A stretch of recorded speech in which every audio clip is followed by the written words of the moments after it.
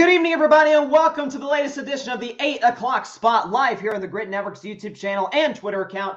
I am, as always, your host / judge / moderator, Bryson Carver. Very excited to be with you today. Episode 35. We've got not one, not two, but three fantastic panelists on tap for you guys tonight. First off, making his long-awaited return to the 8 o'clock spot, it is the co-host of the Outside the Cage podcast. It is Eric Van Lenten. Eric, we just talked about before the show, it truly hurts my heart every time I have to read the leaderboard for your name to be the last one that comes up. You're obviously looking to put up a great performance. How are you doing tonight?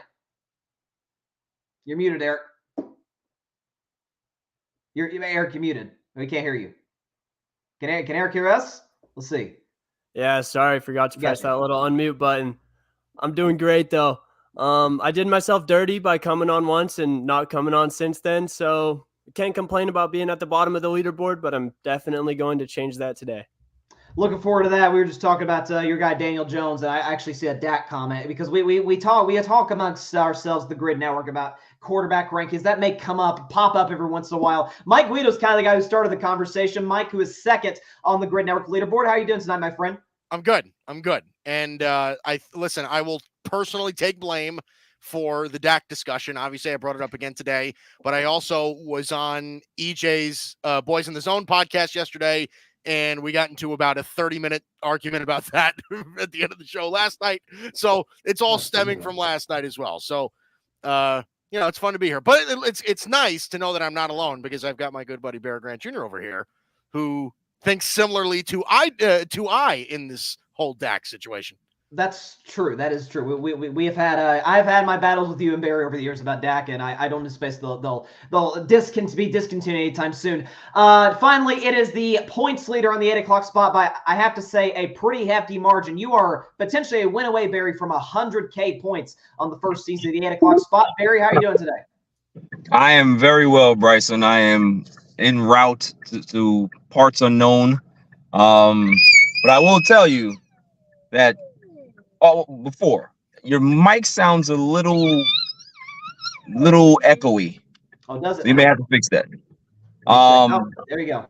Does that sound better? There you go. There you go. See, it's out there. We always have to correct things live. That's how we do things here at the 8 o'clock spot. Secondly, I tried to. I wanted to be nice for my intro, but I couldn't. Shouts to Thanasis tearing his ACL, but as I said, or Achilles, but it takes a lot of work to run behind your younger brother. Continue. That's harsh. That's really, really harsh. Nonetheless, that's the villain himself, Barry Grant Jr. Patrick's supporting you tonight, Barry. He says, bring the snap, Barry Grant Jr., EJ Savage.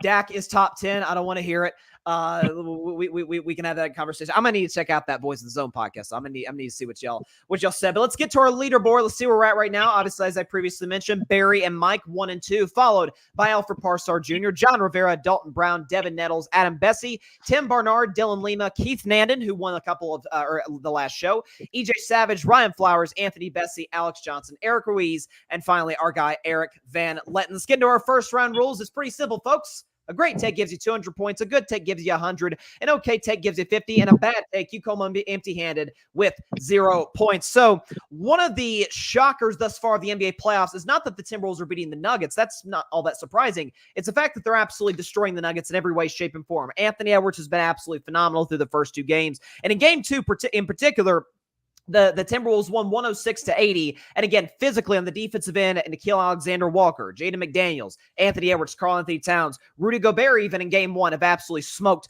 the Denver Nuggets. But Anthony Edwards, Eric, has been easily the best player in the series. Is he right now in the midst of becoming the face of the NBA? Man, I think he's got to be. When you look around, it's perfect timing. This is the first time in a long time that LeBron, Steph, and KD, or none of them, are in the second round. So you can tell that times are starting to change in the NBA a little bit. And Anthony Edwards has been the one to kind of grab that title of the next one. I've heard people say he's the Al Hassan guy from Dune. He's the chosen one. He's the next guy. I wouldn't go that far yet. I give him a 2-year window to win a ring, or I'll say 3. If he doesn't win a ring in 3 years, the the heat's going to cool off a little bit. But as of right now, he's on the way. I think he's the most likely to become the face of the league. You got Luka, not as marketable, kind of an annoying play style to watch. Wemby, pretty quiet so far. I think Wemby could be another one that's going to jump right up there probably next year. Shai Gilgeous-Alexander, I don't know, flops a lot, just hunts fouls the whole time. So right now, I'm leaning Anthony Edwards. I don't really think he's the chosen one like a lot of people do, but due to process of elimination, I like Ant-Man right now.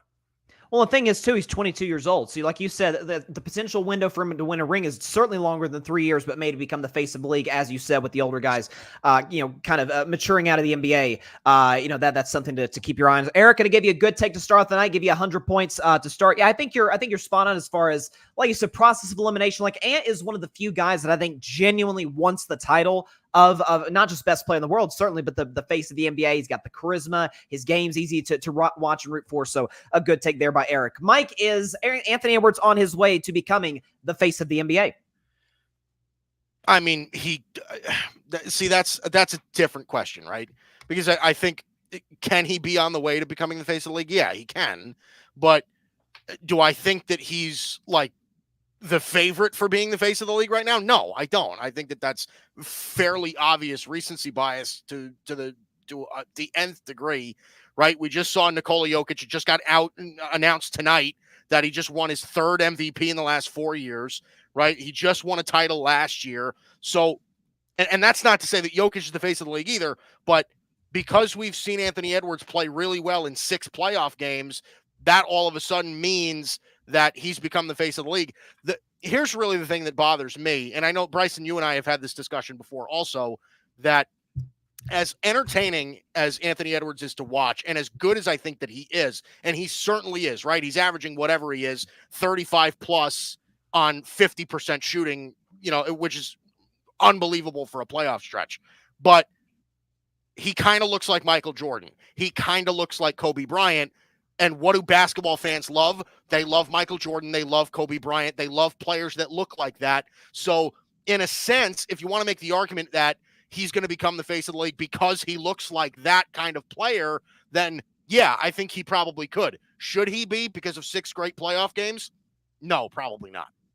That's fair. I mean, a lot of it is recency bias. We tend to do this. I mean, like, feels like every NBA Finals is Jokic the best player in the world, Giannis, Steph, LeBron. Like, we tend to, whoever the NBA, we did with Kawhi in 2019, and the same can certainly be applied, given the fact that the older stars, I mean, you look at the guys that are eliminated, 5 of those guys are probably top 10 players in the league. Bron, Steph, Embiid, Kevin Durant, Anthony Giannis. Davis. So Giannis, I mean, it's a pretty loaded list of guys. So it's to a degree, it certainly feels like the change of the guard. So I think you're on the money on a lot of things. Guido, I'm going to give you a good take to get you to 100 points here to tie with Eric. Yeah, I think that there's a lot of truth in the comparisons. Basketball fans love the comparisons. We do it. Yeah, you're kind of the anti-comparison guy during the draft, except like with Wemby and stuff like that. Like I certainly see where you're coming from. So I'll give you a good take there. Barry, finally with you, is Anthony Edwards on his way to becoming the face of the NBA?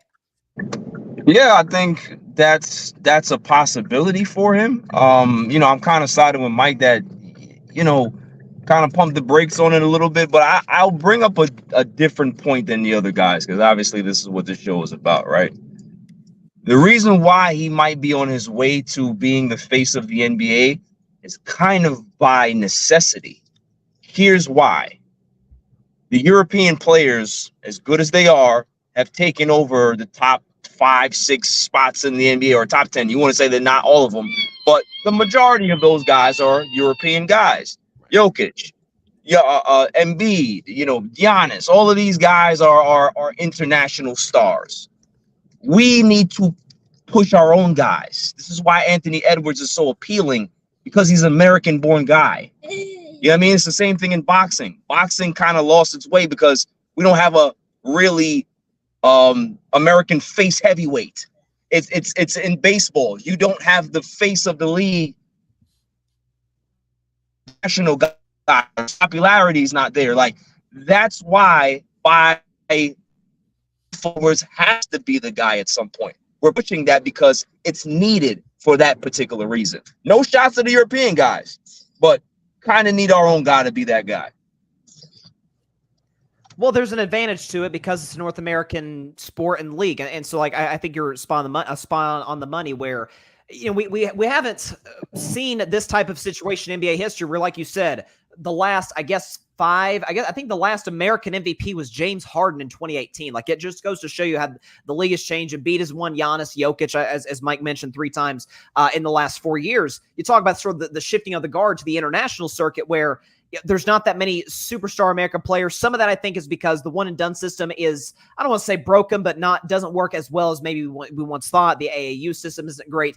So I think you make a lot of great points bearing for that. I'm going to give you a great take. Get you to 200 points and the lead heading in the second round. I think it's the American aspect certainly helps. And again, it'd be one thing if he was American, but just, the game wasn't necessarily there the way it is with Anthony Edwards right now, or the personality, but he's in the movie Hustle with Adam Sandler. Like, he's got the easy marketability that a lot of the faces of the league have had. And I think he's certainly en route to doing so. He's not there yet, but he's en route to potentially doing so as well. Moving on to our second round rules, everything gets doubled from the first round. A great take gives you 400 points. A good take gives you 200. An okay take gives you 100. And a bad take, still 0 points. Staying in this series, the Denver Nuggets, the defending champions, are in a pretty rough spot, down 0-2 after losing the first 2 games at home.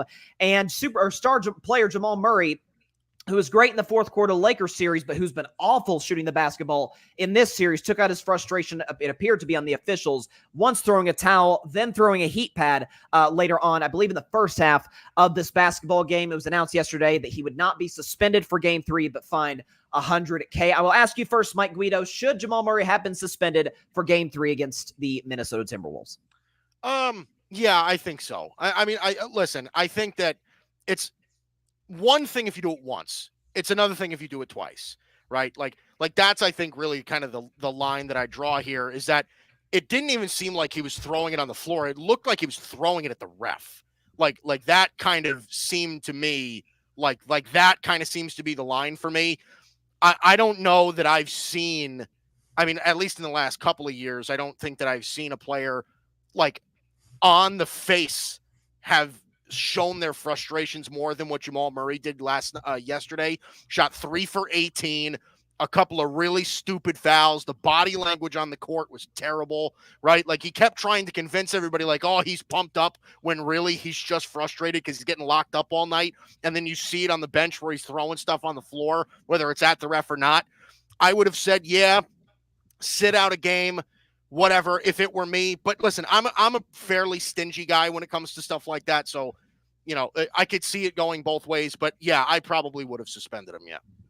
Yeah, and it's like you said, it's one thing to throw it once, it's another thing to do it a second time. Right. It's amazing to me that it happened without presumably the official even seeing it, which, we forget about the official, like whether it hits him or not, it probably doesn't do damage, but an official could slip on it. A player could slip on it in the baseline, Karl Anthony Towns or Jokic or somebody. It could be a complete disaster. So I'm with you. A good take for Mike, getting to 300 points in the lead here. Yeah, it's the fact that he does it once and thinks, hey, it's a good idea for me to do this again. And again, like we've sort of alluded to, Denver's really seems to be kind of losing their cool, losing their composure in the series, and that's going to be something to watch in game 3. It's probably a good thing that Denver has 3 days ahead of game 3 to potentially get themselves ready for, I think, a must-win game, so that'll be fun to watch. Barry, should Jamal Murray have been suspended for game 3 against the Minnesota Timberwolves?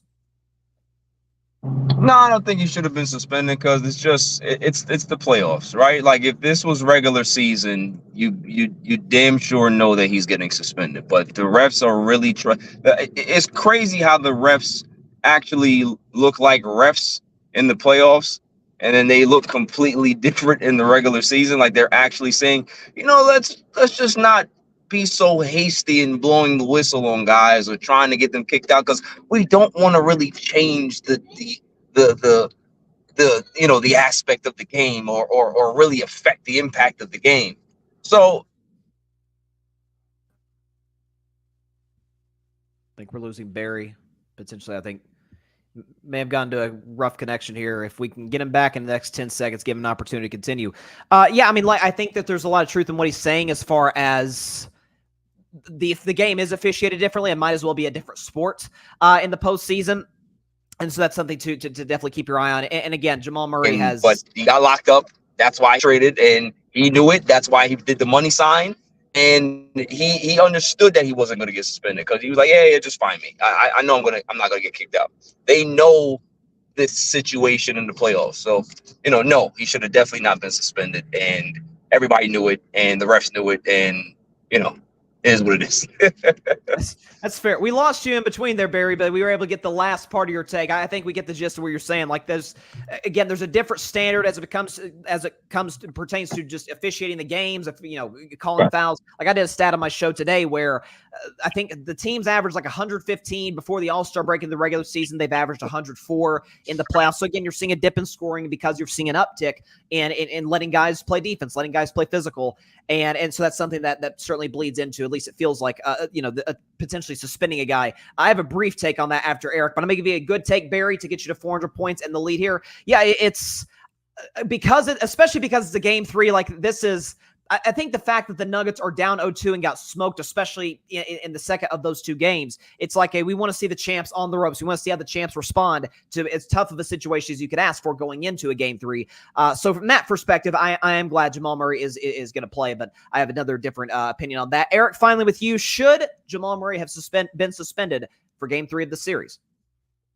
I think he should have. It's a tough call to make.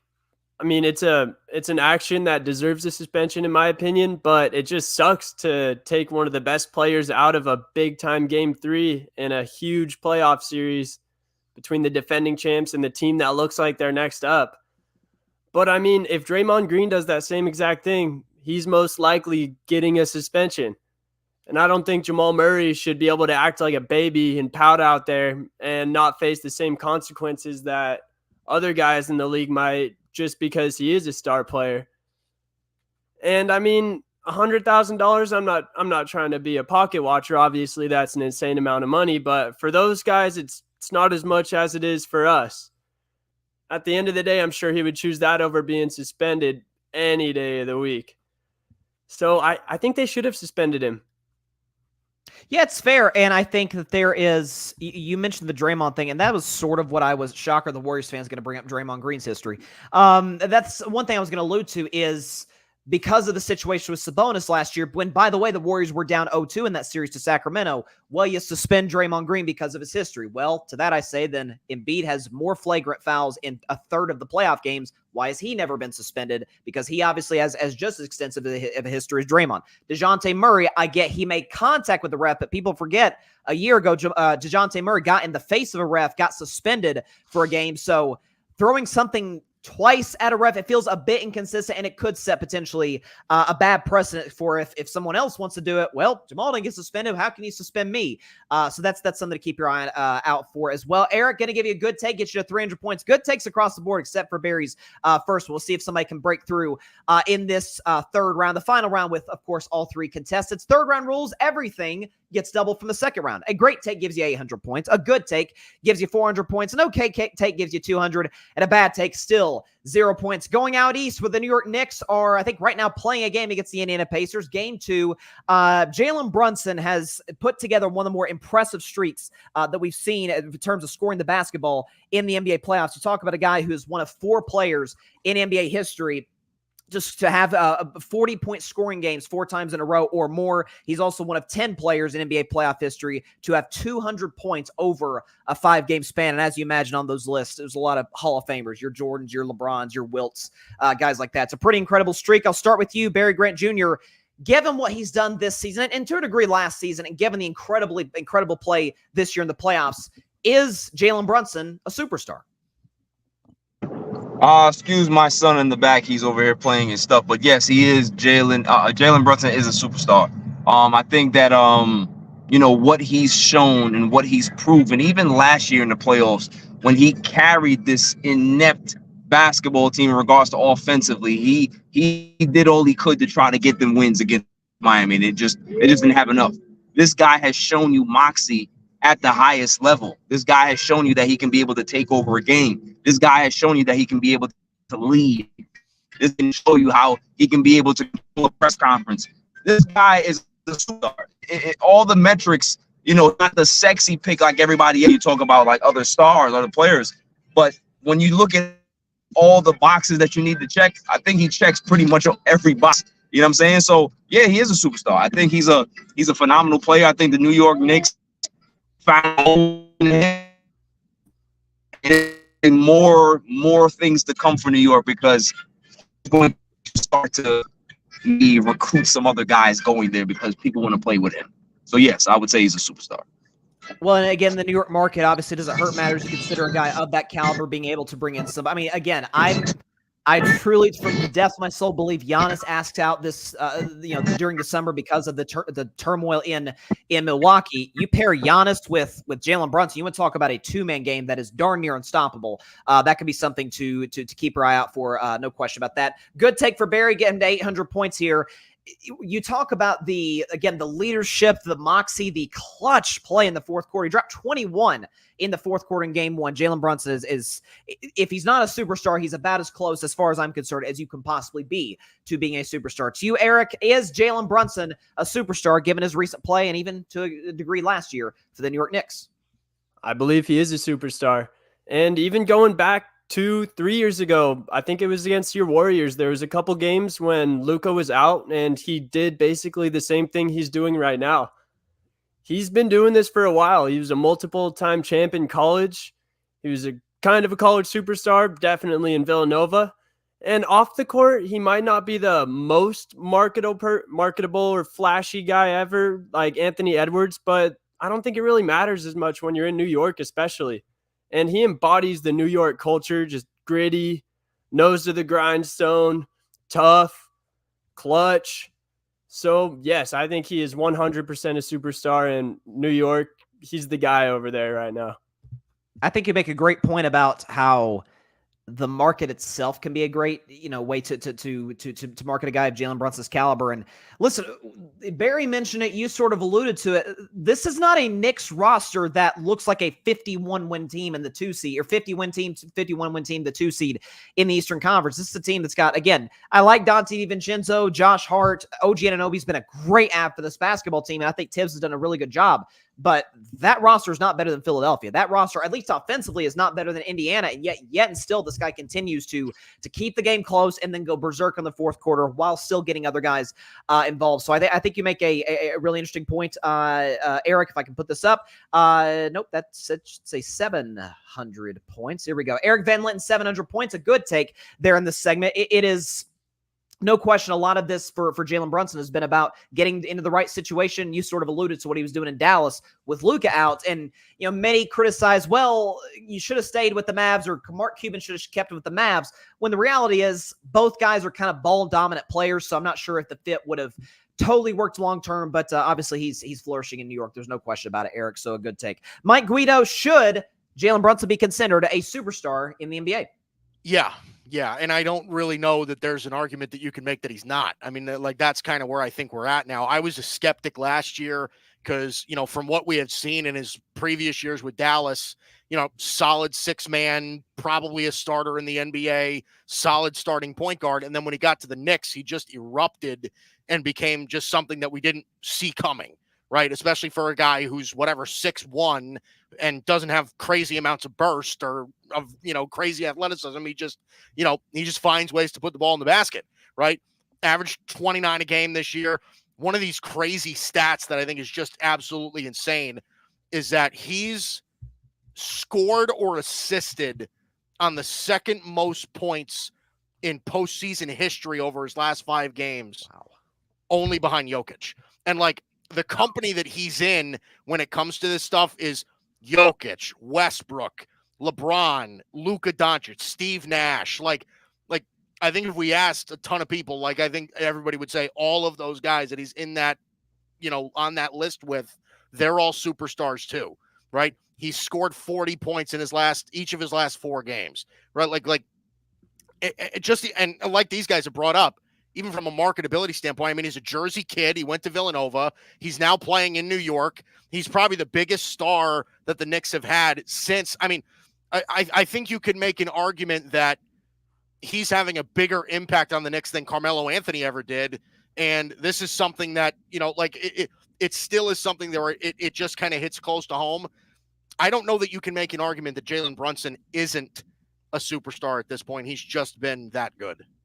let's put it this way. And this may be controversial, but if Joel Embiid's a superstar, then you can't make an argument that Brunson is. I mean, we saw them again, different players, different positions, but we saw him in the postseason. And Embiid, while he struggled badly in the fourth quarter, Brunson was awesome. And Brunson was, again, carried a lesser squad, an injured squad. Again, Mitchell Robinson now just got Julius Randle down. So you talk about the guys, excuse me, that they're missing. He's done an absolutely fantastic job with this group. Mike Guido, that is a great take, my friend. Get you to 1,100 points, which unfortunately means that Eric Van Lenten is going to be eliminated before the final round. To do this to my man. Good performance tonight, Eric. Your thoughts on what we're doing so far? Your thoughts on your overall performance in your second 8 o'clock spot appearance?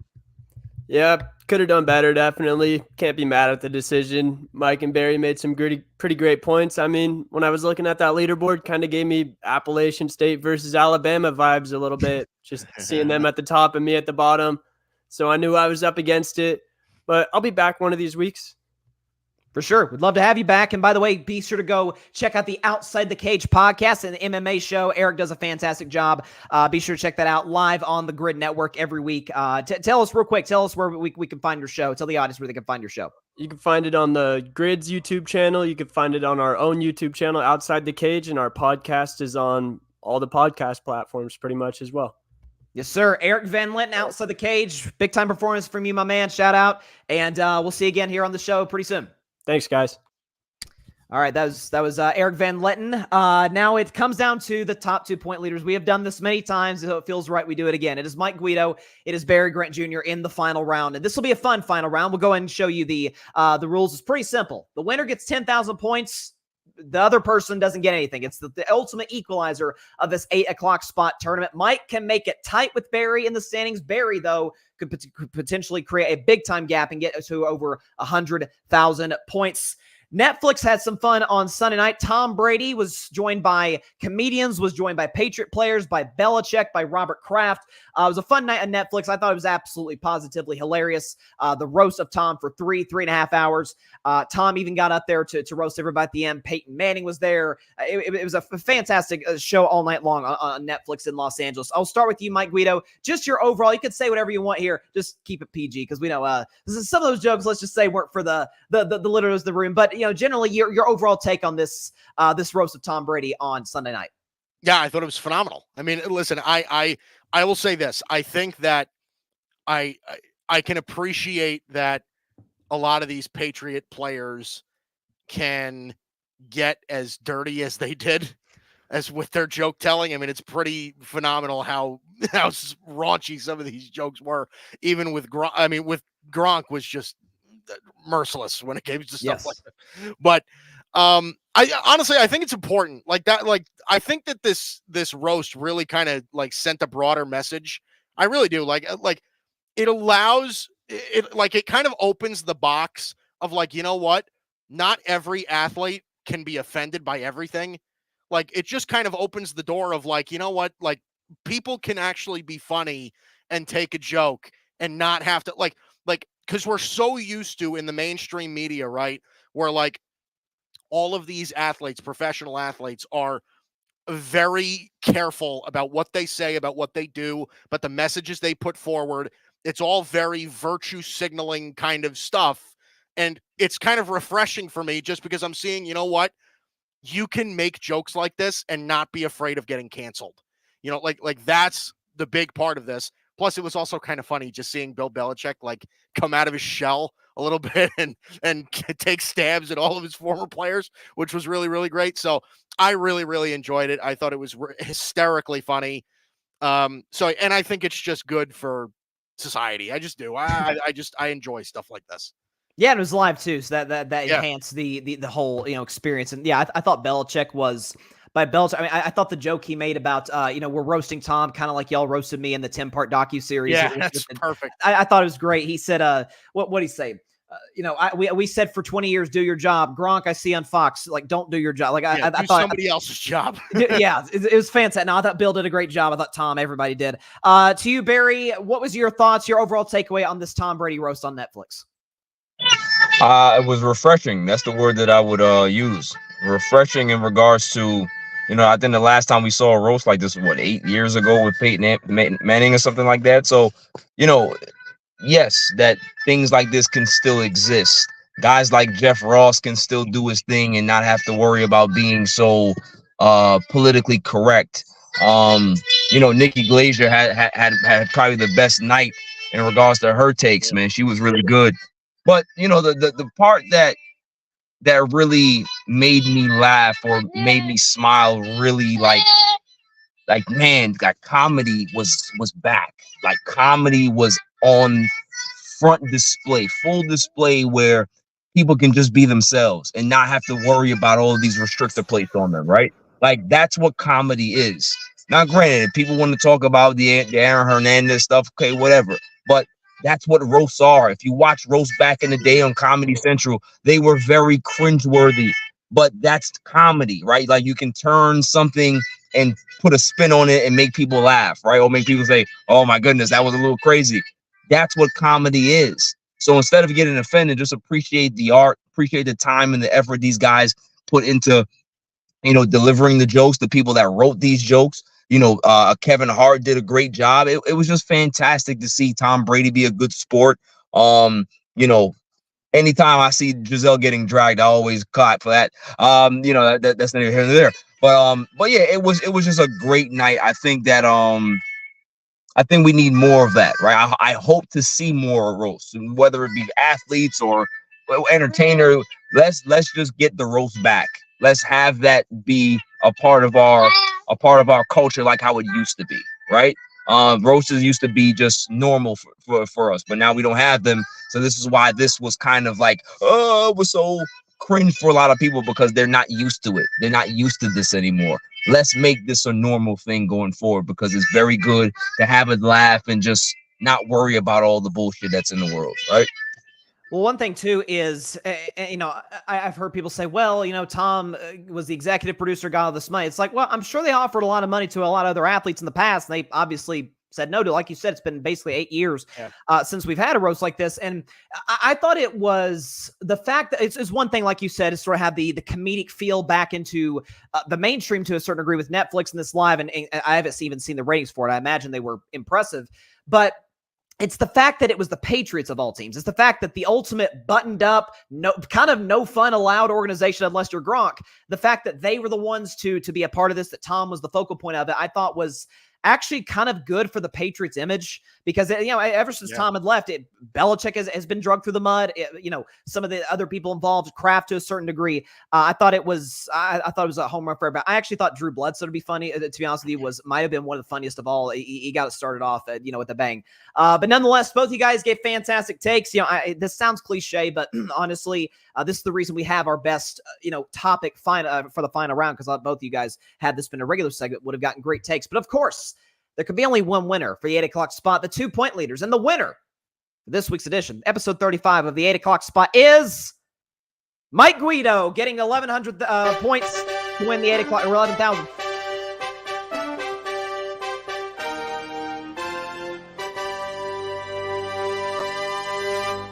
Congratulations, Mike. Your thoughts on this victory for you?